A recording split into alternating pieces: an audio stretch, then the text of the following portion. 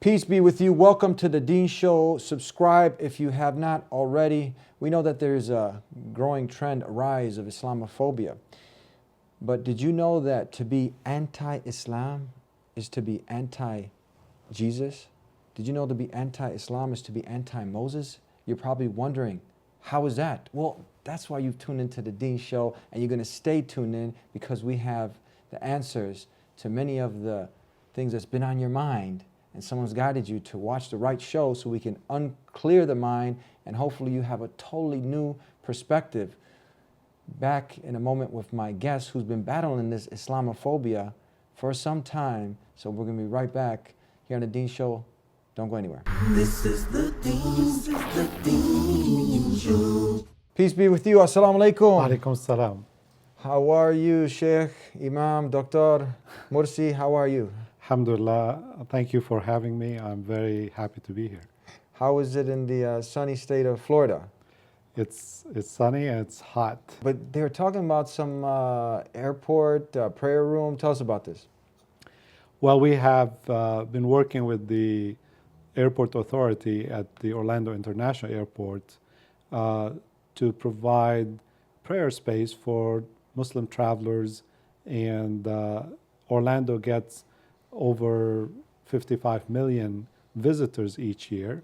And of course, many of those are Muslims who travel to the attractions at Walt Disney World and SeaWorld and Universal Studios, Kennedy Space Center. So they find it difficult, especially in the international terminal, not to have a place to pray.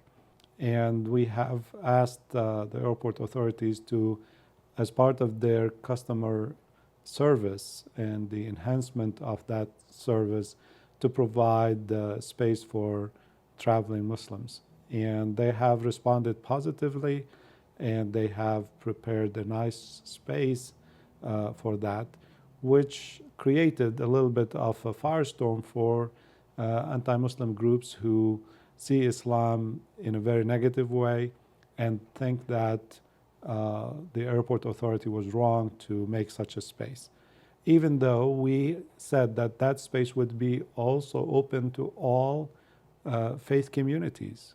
For anyone who wants to pray to God, there's space.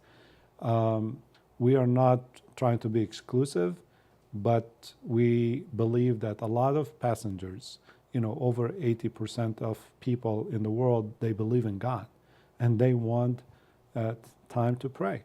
So it's a natural thing for the airport to do it. There are many airports like O'Hare, like JFK, like Heathrow, like Frankfurt, Amsterdam. They all have spaces for prayers, so the traveler can really find time to talk to God. Now, when I opened up the show, I talked about to be anti-Islam is to be anti-Jesus, to be anti-Islam is to be anti-Moses. I'll get into that question in a moment, but for the person that hears now prayer room in an airport, and they're like, this doggone Muslims, and they got the Sharia now in the airports, and they're taking over. Have you heard some of this rhetoric? I heard that rhetoric, but it has nothing to do with Sharia or taking over the airport. The airport has spaces for people to eat, has spaces for people to use the restroom, has playgrounds for kids, because when you have to wait for 2 hours, sometimes more, to catch your flight, and that's a time of anxiety, a time of nervousness. You go through security, you may have forgotten something, and with all the news we hear about people, dying on flights are crashing around the world. So people are not all, very happy to be on a flight. They are nervous. Prayer is a way for the traveler to get calm, to be prepared for a long journey, and that actually helps the people at the airport, other passengers. It helps the security at the airport, and we feel that everybody should be given the permission to pray, and it has nothing to do with taking over the airport or implementing Sharia. Doggone it, if I want to pray, I want to pray. And you can pray too. It'll probably be better for you now. It's better for everyone. It rid some of this hatred in your heart. Yes. And doctors tell you that it is healthy for, it's better for your health to pray so that you put your trust in God and things will be okay. And you go on your journey with that trust. And you don't have to be a nervous wreck when you're bored. So, Muslim free zone. Is this happening in Florida? In Florida too. What's going on? How can you, I mean, at one point it was like a black free zone, get to the back of the bus, and now are they trying to do this to Muslims? Well, in reaction to the tragic events in Chattanooga, Tennessee, where a so-called Muslim went on a shooting rampage, some of those anti-Muslim groups also went out to try to express their anger by creating these Muslim-free zones. They don't want to sell to Muslims. They don't want to deal with Muslims, simply because they don't know Muslims. They don't know Islam. And they don't understand Islam is peace. And we are citizens who love this country, and we are willing to defend it. But the rhetoric they hear on television, on the radio, all the time, from groups that really don't like Islam, to put it bluntly, are making a lot of Americans nervous and leading to these kinds of Muslim-free zones and businesses-free zones that don't want Muslims to come. Now, many of our viewing audience, if they didn't get a chance, because we've had you some years ago on the show, and you actually tackled this head on. There was actually a person who was trying to burn the Quran, Jerry Jones, what's his name? Pastor Terry Jones. Yes, and you actually were the person that was I having had a to dialogue go with him. to his church in Gainesville, Florida, and to convince him to cancel the Quran burning that he had planned. And it was an event that captured the international attention, media from all over the world, and it led to a lot of conflicts in Afghanistan and other places where people really didn't like what this pastor was doing.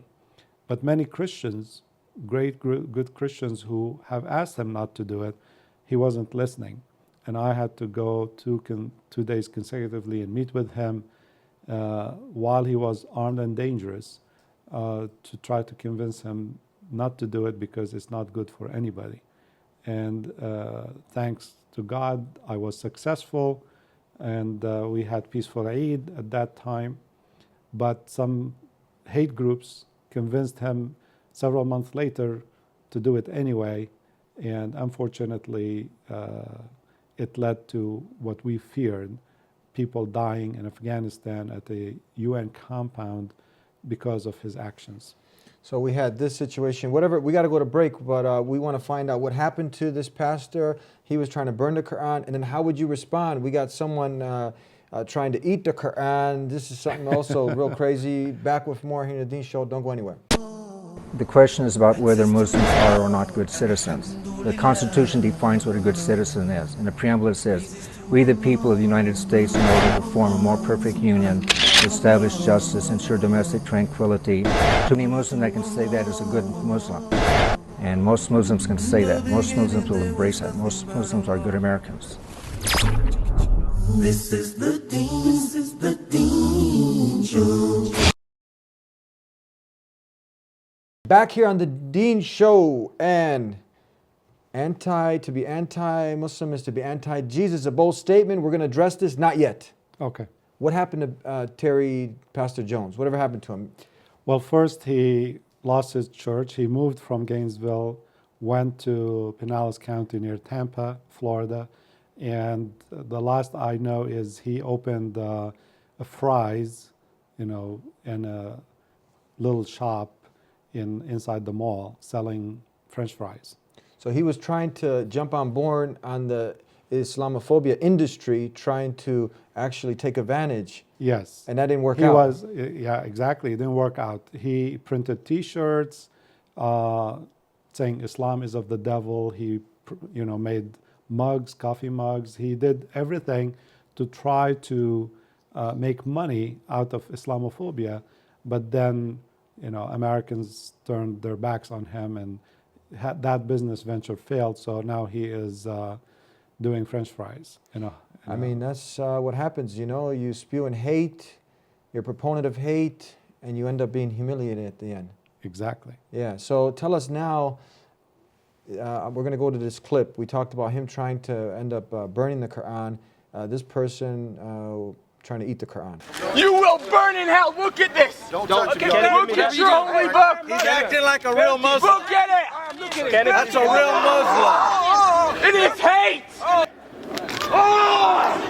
Okay, you got to see this disturbing clip. I'm not so, you know, you have these lunatics out there who are trying to provoke, you know, people, these kids going to school. We did a show on this before. I'm more concerned that now when Muslims, they end up falling for this, they end up maybe acting inappropriately, and then the person says, "Nah, gotcha," so the Muslim will do something ignorant also in response to ignorance, so then the camera will catch this, and then you just made a fool out of yourself. You didn't help you know, the cause of propagating the truth. What advice do you have? I think we have seen for a number of years now that every few weeks some crazy person would come out trying to provoke Muslims, either by doing, you know, caricature of the Prophet, or writing an article to insult Muslims, or doing something, you know, to show their distasteful attitude towards the Quran or the Prophet. And they have in the past succeeded in provoking some Muslims, and the media loves to capture those provoked Muslims and how they react negatively. And they overlook the provocateurs who brought that situation to begin with. My advice to Muslims is the Prophet, peace be upon him, was provoked, but he was patient and he did not get angry. And as you know, when we fast, if somebody provoke us, the Prophet said, you should say, "I'm fasting." You should not fall for it. You should not respond in kind, because that's not Islam. Islam means to be peaceful. A Muslim means the peaceful person. And if someone provokes you or insults you, say peace and move away. Do not respond to this kind of madness. You know, in every society, there are fanatics, there are lunatics who act like this, and it's not our job to fix them or respond to them. We just have to say peace, salam, and move away. That's it. I mean, you're not going to help the situation. I mean, you shouldn't be cursing anyway. Exactly. You shouldn't be throwing a punch. You shouldn't be getting violent. That's not going to help at all. At all. And it's going to prove a point that they're trying to make. Yeah. And they, time and again, they try to provoke us. Sometimes they do a video about the Prophet. Sometimes they do caricature of the Prophet. And we know our Prophet. We know the Prophet wasn't anything like what they're describing. He was a man of peace, man of justice, man of loving everyone. And we need to be like him and not respond in kind to these provocations. Have you had also recently, you've had some of these organized efforts where people will actually come with guns in front of the houses of God, of worship. Have you seen this in Florida? We had it in Arizona recently. We have seen it in Arizona. We had at our mosque a group that flew from Texas, okay, and organized in front of the mosque in the right-of-way, and they had megaphones and they were shouting and screaming just like the video we saw. You're going to hell, you're going to burn in hell, and all of these provocations. But it was in the height of summer in July in Florida, where, you know, it's 100 degrees with 100% humidity. So I felt sorry for them. And I sent the volunteers with water and lemonade. I said, these people are going to pass out if you don't give them some water. So we don't respond in kind. We respond as Muslims the way our Prophet taught us. You know, go to them, give them chilled water, let them calm down, and understand that if they think we're going to hell, that's their opinion. They're entitled to their opinion. But we know better. We know that Islam is peace. And we have to live that peace when we are dealing with our neighbors. Actually, when the Muslims invited, you know about this, when they invited some of the key organizers into the mosque, totally different, totally change of heart happened. Exactly, and that's the strategy. You need to know that these people are ignorant. They don't know what Islam is. So instead of arguing with them and fighting with them, invite them, bring them in, feed them, give them something to drink, let them rest, let them see for themselves. Our mosques are open to everyone. By the way, the Prophet, peace be upon him, invited Jewish rabbis into the mosque. He invited the Christians of Najran to his mosque for days. So we have no restriction to invite non-Muslims in. We have nothing to hide. We're proud of where we pray to God. And we're not a secret society. We are human beings who love peace, who love our neighbors, and everyone is welcome. I encourage everyone watching to please visit your mosque, okay? We'll give you personal tour and answer all of your questions, no obligations, free of charge. Just this is your right to know, and it's our obligation to open our hearts and homes and mosques to you. Now what you've been waiting for, when we come back, answering the bold statement that being anti-Islam, if you're a Christian now, is actually anti-Jesus. When we come back here in the Deen Show, we're going to be clarifying this. Don't go anywhere. Islam says love all mankind. That's why we're sharing this message, because we want the best for you and we want the best for all mankind. Please subscribe to The Deen Show. Follow us on our official Facebook and Twitter pages in the links below. Please also help support The Deen Show by making a donation in the link below.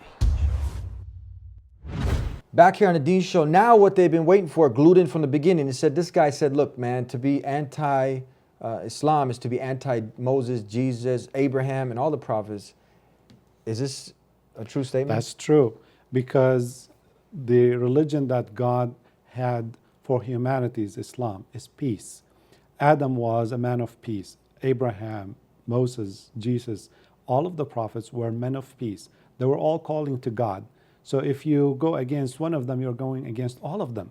If you say, I'm against Muhammad, well, you are against Jesus and Moses and Abraham and Adam and hundreds of other prophets. Because all of these prophets were not calling people to themselves. They were calling people to the one true God, Allah. And that's the unifying message for all humanity. Islam is not a religion for the Arabs. It's not a religion for the Turks. It's a religion for every human being. It's a relationship between you and God. And Jesus himself declared himself as a Muslim. Abraham and Ishmael, they declared themselves as Muslims. In the Qur'an it says, وَجَعَلْنَا مُسْلِمَيْنِ لَكَ, make us Muslims to you, which means to be at peace with you, O God. And we have to understand that there is one God, one humanity, and all of these prophets, as our leaders and mentors and role models, are, in our faith, beloved Muslims. That's amazing when you really dissect the word. Muslim, one who surrenders peacefully to the creator of the heavens and earth and has peace with his creator, peace with society. We're not trying to harm nobody. We opened up the show, we said, peace be with you. Exactly. And who's more embodies that than the prophets themselves? Muhammad, Jesus, Moses, Abraham. They are the role models in submitting to God and being at peace with God. I really think, and I've mentioned this before, sometime not too long ago, you had these racist bigots, skinhead, KKK, people in the white thobes. Now the white thobes, it's not cool to wear that anymore. But now that racism, many that have inherited, because you're not born with this hate, you've taught it. Exactly. So now they're just carrying over. Many people, they haven't figured out the purpose of life. They're angry with life and now just looking for someone to hate on. To blame. And as a nation, the United States had this problem for a long time with different groups. They hated the Jews at one day. They hated the Cubans. They hated the Mexicans. They hated, the African Americans. And now it's our turn. They hate Muslims because they don't understand Islam. If you understand Islam, I encourage everyone watching, please take the time and study Islam. Ask Siri, on your phone, tell me about Islam. Go on Wikipedia, read about Islam on your own. You don't have to think about why. Just read it, inform yourself, be an informed citizen. You will find for yourself that Islam is peace, Islam is love, Islam is respect, and you will come around not to hate Muslims. And I don't want people of this great nation to feel sorry one day in the future and say, we have made a mistake as we did with the African Americans and the American Indians. No, learn. Today, this education, this information is available at your fingertips everywhere. There's no excuse to be ignorant anymore. Islam is multi-race. Every person from any background is invited, and it's People something- don't realize there is over 1.7 billion Muslims, according to the Pew Research Center. Yeah. And they are in every country, in every ethnic group, every language. There are Muslims in every shape and color. And that is the fact. Islam is not an Arabic group. Islam is a global faith, a global religion. There was one politician who he had his key researcher look into Islam, and a lot of times they look to try to cherry pick verses, to try to use them to incite fear, but anyone who just opens up the Quran, reads the before and after, will see the context of these verses and be like, oh, what this guy is saying is false. But this person was actually trying to ban the Quran. His researcher actually ended up accepting Islam. Did you heard about this guy? I heard about that, and that's the beauty about Islam. People from afar, they think Islam is a problem. Islam is promoting terrorism. But when they read the Quran for themselves, and that's why I ask people to read the Quran for themselves, they're going to find it is beautiful. It is promoting peace and love among all human beings. In chapter 49, verse 13, God said, O people, we created you from male and female, made you into nations and tribes to come to know one another, to love each other, to respect each other. That's the purpose, the mission of Islam. It's not to divide us as people, but to unite us as human beings. We share one world, and we should love and respect one another. Now, these people who cherry pick the Quran, if they cherry pick the Bible, they're going to find a lot of horrible things that they themselves don't agree with. And I say cherry picking is not consistent with logic. You have to read the before and after. You have to put things into context, and you will understand the beautiful picture. I often tell people, because obviously there's such thing as a just war, and when you look at the verses that are talking about any kind of battle, I usually ask people, I say, would you rather be in a fight with rules or no rules? So now when something's about to go down, in a situation where, let's say, you are running a country, how do you apply these verses that now when someone looks at it and it says, oh, what this guy, these are these apologetic Muslims, and it says, you know, kill them wherever you find them, you follow me? How he's lying to us. They're doing taqiyya. They're deceiving us. Well, Islam gives us clear rules of engagement, okay? Not to, even in war, you cannot attack civilians. You cannot attack people in their religious places. You cannot cut down trees. You have to do your best to preserve the peace. Now, the enemies of peace, they may wage war on you. Islam gives you the right to defend yourself.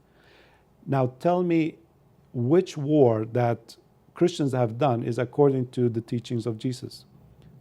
Now, many Christians in this world, if they are true Christians and follow Jesus, can they actually go to war? Can they have even a standing army? But we know that Europe went to war, World War I, World War II. The United States has the strongest army in the world. Is this a Christian value? Why they don't ask themselves, why do we have guns? Why do we, as a nation, everybody has a gun on their waist? We have to understand that when we accuse somebody of something, we have to look in the mirror and ask ourselves, are we the ones who are guilty of that? There are millions of American Muslims. They don't own guns.